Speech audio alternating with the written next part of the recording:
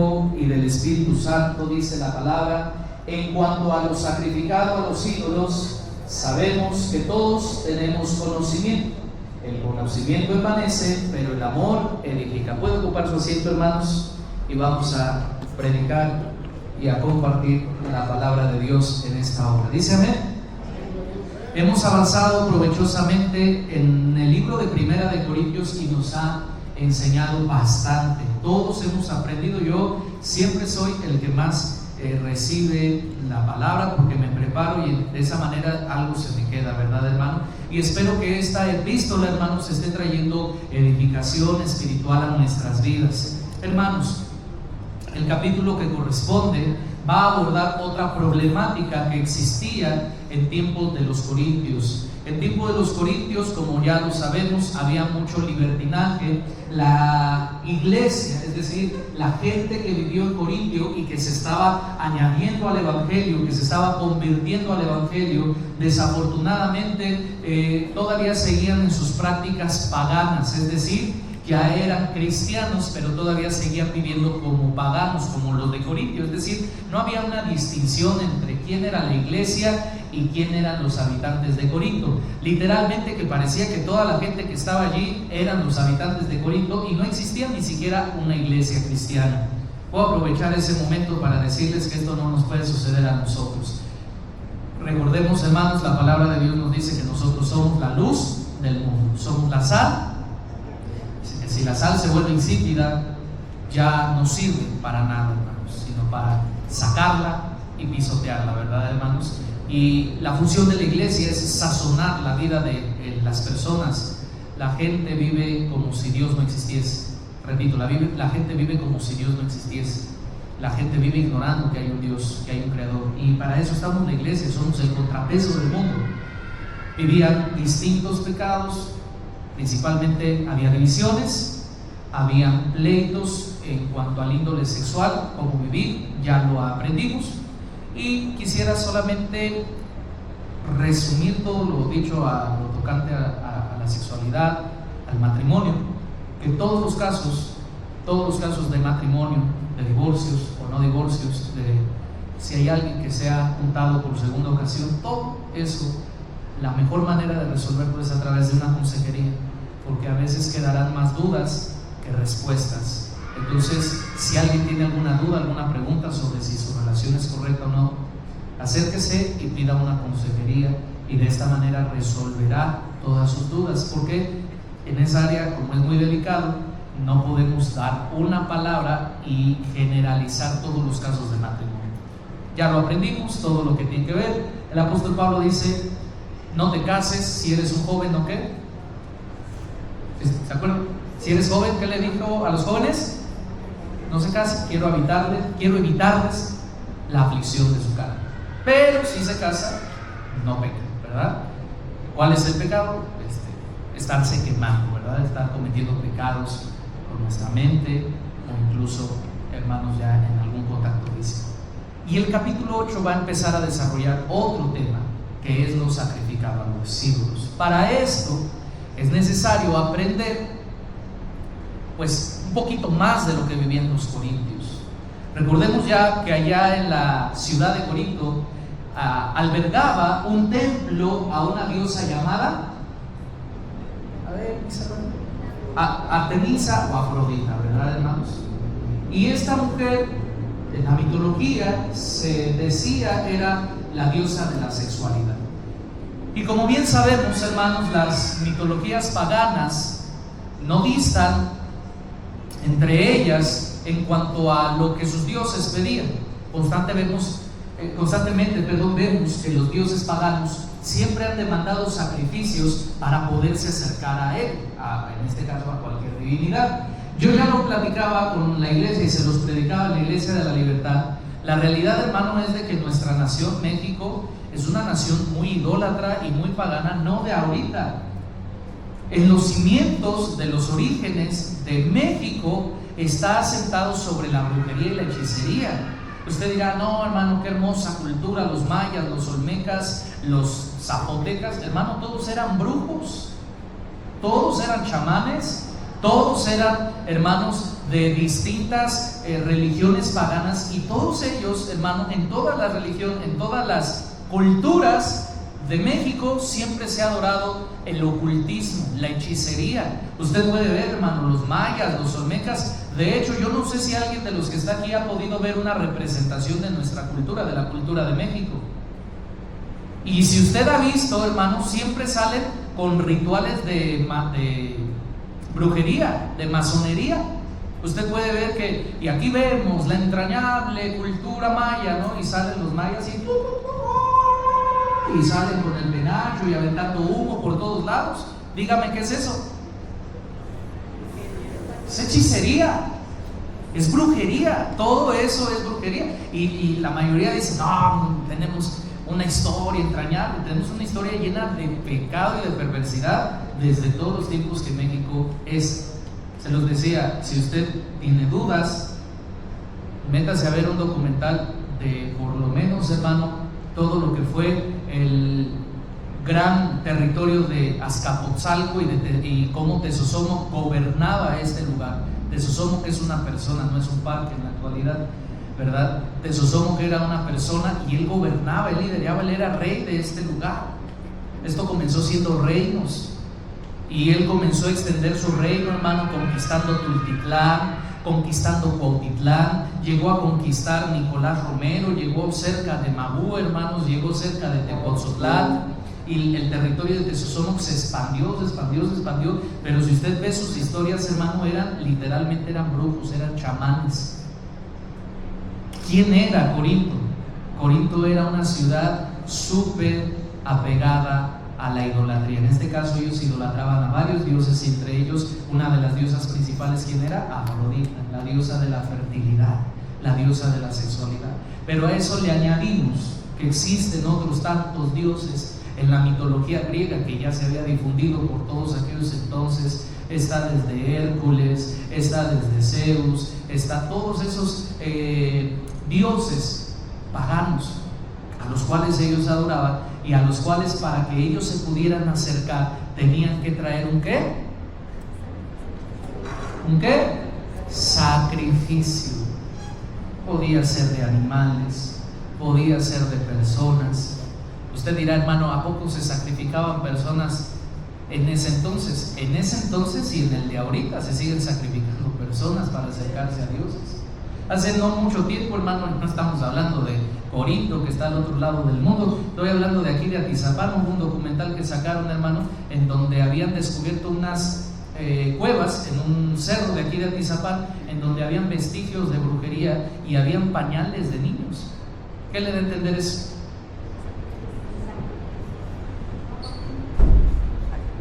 Y usted sabe, no le voy a meter miedo, pero usted sabe que se acerca ahorita la fecha. ¿Cuál fecha se acerca?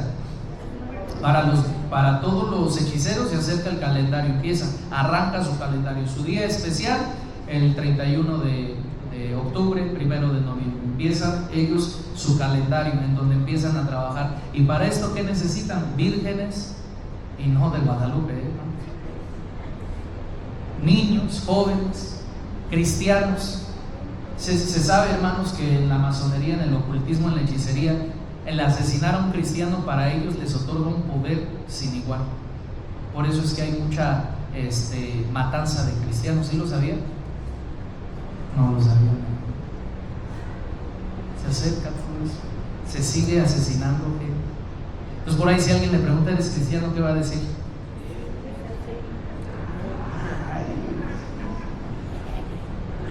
El esposo, ¿qué va a decir? Yo voy con mi esposa, ¿sí? Que tú digas cristiano. De verdad, hermano, esto no es cuento. Investigue. Se empiezan a perder niños, se empiezan a perder niñas en estas fechas. Por eso, papás que estamos aquí, no soltemos a quienes, nuestros hijos. Mire, yo soy bien, ¿cómo le puedo decir con mis hijos? O sea, no los presto casi, hermano. No, hermano, ¿que tu hijo? No me quiero arrepentir un día, ¿para qué lo presto? Sí me doy a entender, hermano. Yo sé que voy a ser criticado, juzgado, pero son mis hijos. Y digo, no, son los únicos dos que tengo. Tuviera 20, pues ahí a lo mejor adoptaba a uno, hermanos, pero tengo nada más 2 y los cuido como oso, ¿verdad, hermano? O sea, no los presto, y menos en estas fechas, ¿verdad, hermano? Debemos de tener mucho cuidado. Papás que están aquí, cuiden a sus señoritas, los que tienen hijas jovencitas. Mamá, que me voy acá, mejor no, hermanos, mejor no. ¿Sabes qué, hija? O yo te llevo y yo te regreso, porque en estos días se pone pesado. Lo sacrificado, ¿a quiénes? Desde personas hasta animales. Se sacrificaban a los dioses, y muchos de esos animales llegaban a lo que hoy conocemos literalmente como carnicerías. ¿Cómo se llama? ¿Qué es una carnicería? Donde abastecemos de proteína animal, ¿sí? Así en una descripción un poquito más acertada, ¿no? Nos abastecemos de proteína animal, puede ser pollo, puede ser res, puede ser puerco. Bueno, en aquellos entonces muchos animales que eran dedicados a los ídolos, después de dedicarse en una consagración, en un ritual pagano, se llevaban a las carnicerías y esa carne se ponía a la venta. Y en esos entonces era muy palpable, como hoy en día lo es. Y me voy a meter un poquito más, ahí vamos despacito. La gente ya convertida al evangelio llegaba muchas veces a las carnicerías y pedía 1 kilo de aquello o de esto otro. Pero muchos cristianos sabían lo que ocurría en esos entonces, y entonces ya iban con un cargo de conciencia que lo que iban a comprar probablemente había sido dedicado a un ídolo. Y entonces estaba esta situación. ¿Qué pasa con lo sacrificado a los ídolos? Literalmente, en una ciudad tan corrompida, ¿cómo podemos estar seguros de lo que es bueno y de lo que es malo? Por eso yo no soy una persona extremista y legalista, porque hay muchos legalistas. Y si hay alguno aquí en la iglesia, hermanos, debemos de tener cuidado. ¿Por qué? Porque el legalismo o el fariseísmo hace mucho daño, y es cuando empezamos a poner reglas inalcanzables.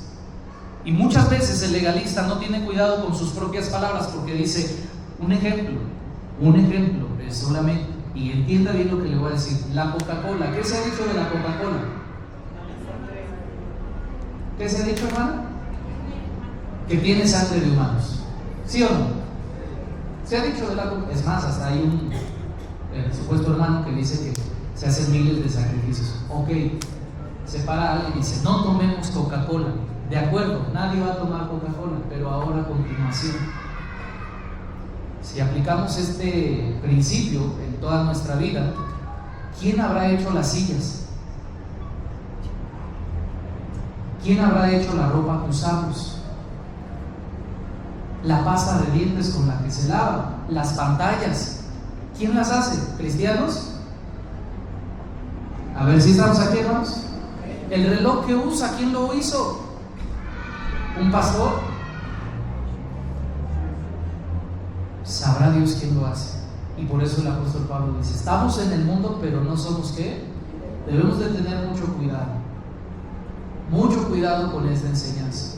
El apóstol Pablo sabe perfectamente lo que se hace en ese lugar, sabe lo que sucede en ese lugar, sabe lo que está ocurriendo en ese lugar, y va a dar una enseñanza muy importante para nuestros días, que hoy todos nosotros debiéramos de considerar. Porque yo a veces escucho que ciertos pastores dicen, no, que la coca es del diablo. Bueno, muchas cosas están influenciadas por el propio enemigo, y sería necesario que se levantara alguien, hiciera un refresco y que fuera cristiano. Me estoy dando a entender. Cuando usted va a comer, simple y sencillo, ¿alguien ha comido en la calle en estos días? ¿Quién le vende la comida? ¿En dónde? A ver, alguien, ¿dónde fue la última vez que comió? ¿Con qué hermano fue? No va a decir en el Talento. Si no vaya a decir, yo comí en el Talento la última vez, no, le creo. ¿Dónde comieron la última vez? Papas a la François. ¿Quién las hizo las papas? Probablemente era testigo de Jehová. No sabemos quién era. No sabemos realmente quién era. Y ahí es donde más adelante les va a decir, vayan y compren y pidan sin motivos de ¿qué? De conciencia. tu conciencia, porque a veces nuestra conciencia nos afecta. Híjole, este ni es hermano, y sabrá Dios qué hizo. Todas las señoras que venden comida en la calle se persignan, le piden a la virgencita, le piden a este, le piden a aquel, y usted va y le dice, ¿me da 2 gorditas? Y lo hace sin motivos de qué, hermano. Porque si nos ponemos a pensar quiénes de nosotros o quiénes de nuestro lado, no comeríamos. Y no, hermano, de verdad se lo digo.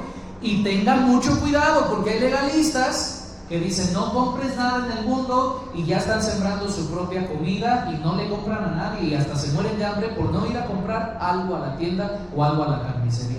Y esa, repito, ese es legalismo, ese es extremismo. Dios no nos mandó a eso.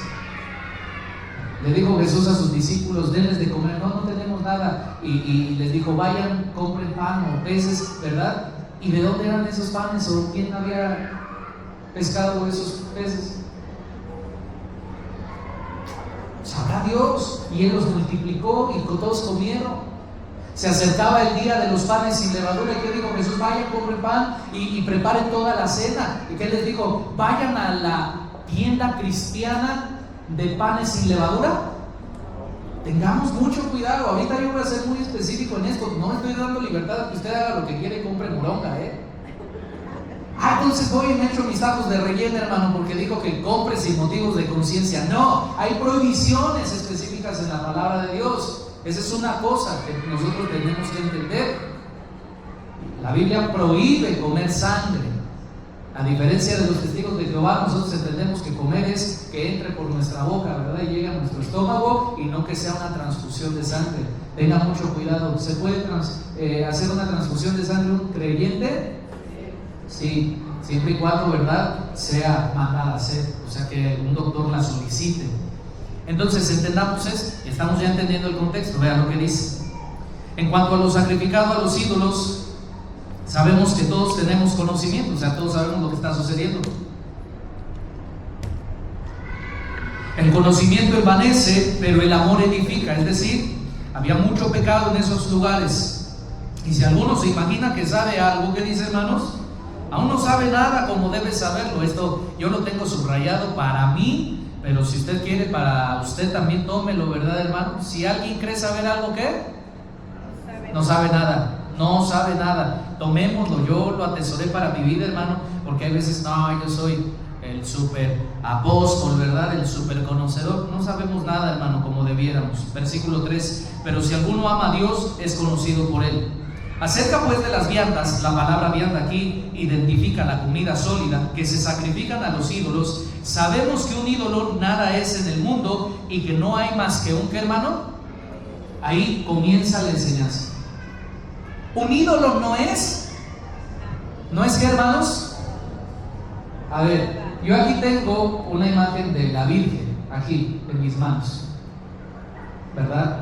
¿Qué es este ídolo? No es nada, porque tiene ojos, tiene pies. Ahora, tampoco vamos a faltar al respeto, hermano, porque en otras iglesias se agarran de esto no es nada, y agarran y lo rompen ahí. ¿Para qué? Si no es nada, pues no tienes por qué hacerlo. Ha visto ahí a veces en las redes sociales, pastor rompe imagen de la guadalupana en vivo. ¿Y qué ganó? No gana nada más que el repudio de la gente. ¿Así se evangeliza la gente? No, ¿verdad? Bueno, un ídolo no es nada. Los venían, sacrificaban a su ídolo, y Pablo dice, el ídolo ni siquiera es nada. O sea, no, esa carne sigue siendo una carne, literal. No pasó nada. En su sacrificio a su tal ídolo no sucede nada, porque solamente hay un solo Dios. Ahora, sé que muchos deberán estar pensando, hermano, ¿y entonces por qué peleamos?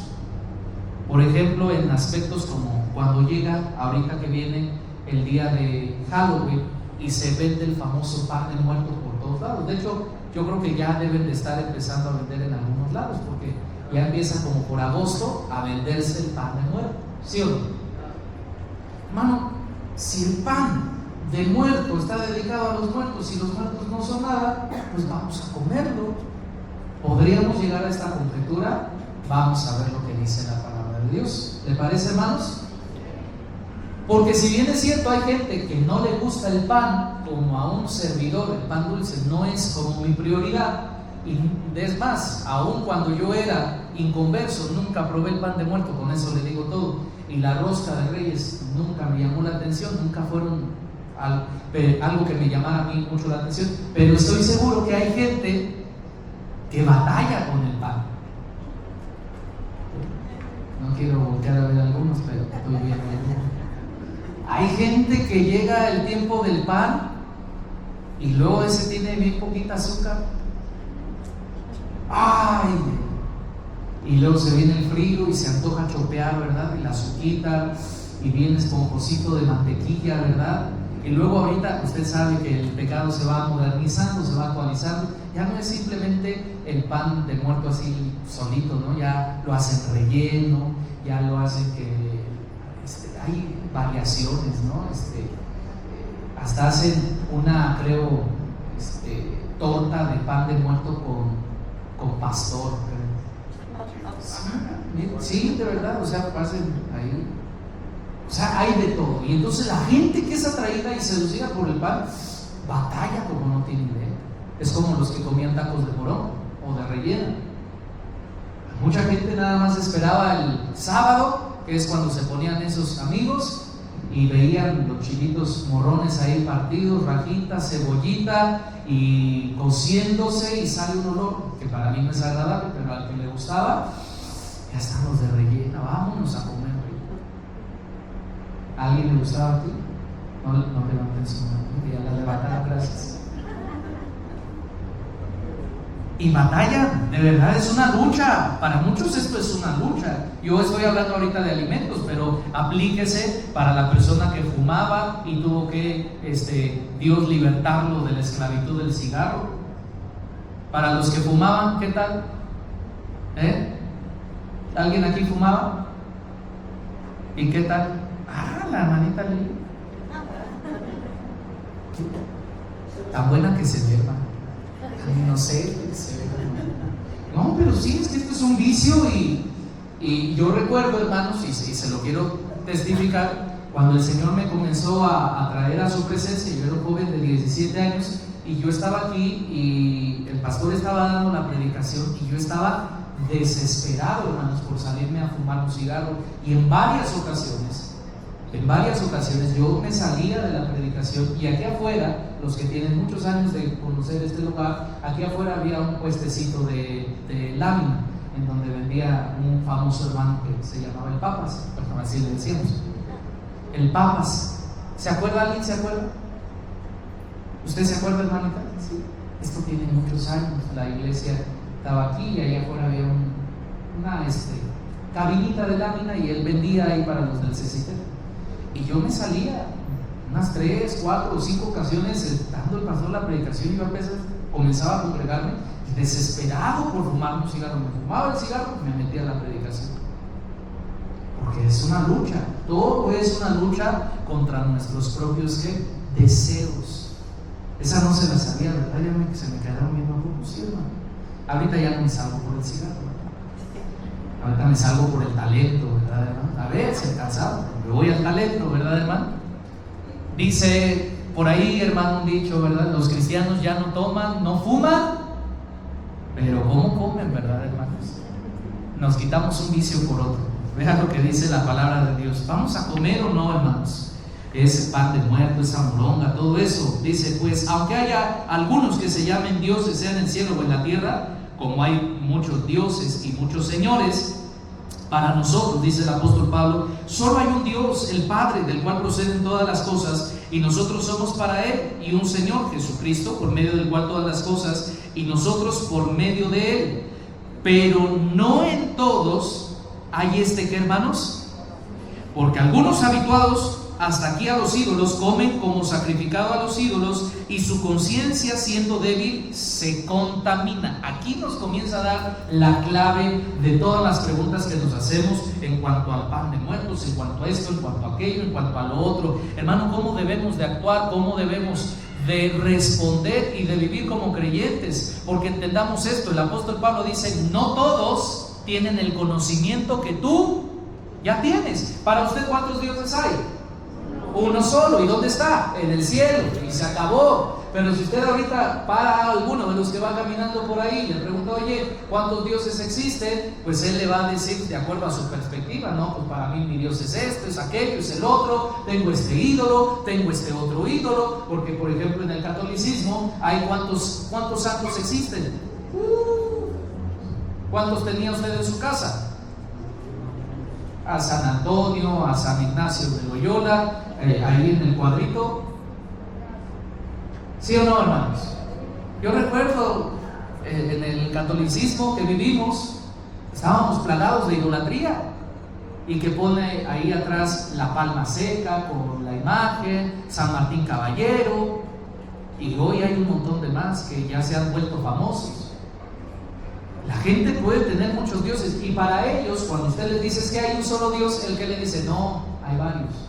Para mí este es mi Dios, este es mi Dios, este es mi ídolo. Es lo que está diciendo el apóstol Pablo. No todos tienen el conocimiento que tú y yo ya tenemos. Entonces, ¿qué hacemos?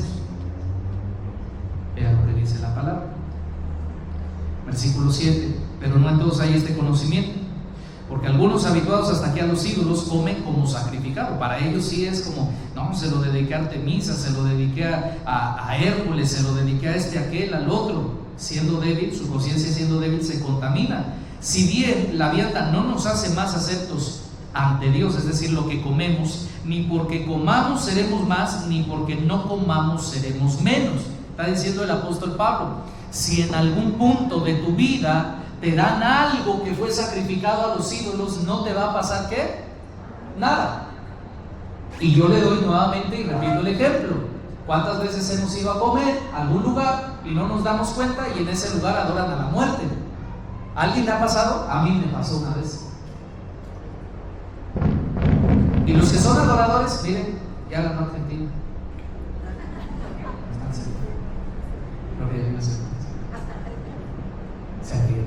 Bueno, ¿qué le estaba diciendo yo?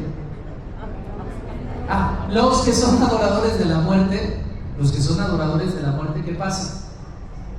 Todo lo que hacen se lo dedican a la muerte, o sea, todo. Ellos hacen misa, ellos literalmente todo. ¿Usted ha pasado por un altar de la muerte? Y ahí hay un montón de cosas que ellos le dedican, hasta cervezas, botellas de vino, o sea, todo ahí se lo entregan a él. Entonces, el que tiene un local de comida y es adorador de la muerte, todo lo que hace se lo entrega de alguna forma a la muerte, a su Dios. A mí alguna vez me pasó. Nos entramos a comer y todos pedimos, nadie se dio cuenta. Cuando menos siento, volteo y veo un altar de la muerte grandote. Ay, hermano, hasta como que se me quiso salar la comida, ¿verdad? Pero ya estaba por terminar. Le di gracias a Dios, por eso siempre oramos cuando comemos, ¿verdad? Que siempre oramos. Sí, a donde vaya, santifique su plato, Señor, santifícalos, ¿verdad? Y comí. ¿Y qué cree que me pasó? Casi me mata. No me pasó nada. No pasó nada. ¿Por qué, hermano? Porque dice, el que tiene el conocimiento de Dios, un ídolo no es, ¿qué, hermano? El que tiene el conocimiento de Dios.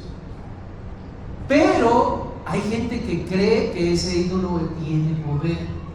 Hay gente que cree que un ídolo es algo en esta tierra. Y hay gente que tiene su conciencia muy débil. ¿Muy qué?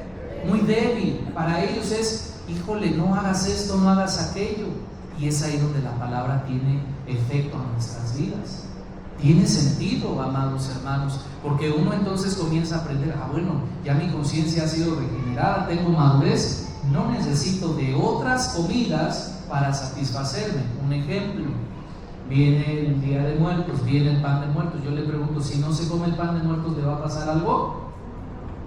Lo peor que le puede pasar es que se le baje el azúcar, y eso hasta cierto punto sería bueno. ¿Por qué, hermanos? Porque no necesitamos ese pan para nosotros ser más, ¿correcto, hermano? No necesitamos ese pan para satisfacernos a nosotros mismos, ¿o sí?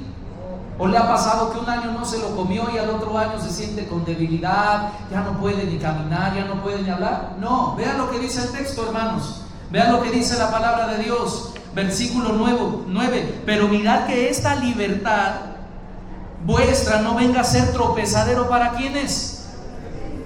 Oiga, esto es lo importante del texto. Porque si alguno te ve a ti, que tienes conocimiento, sentado a la mesa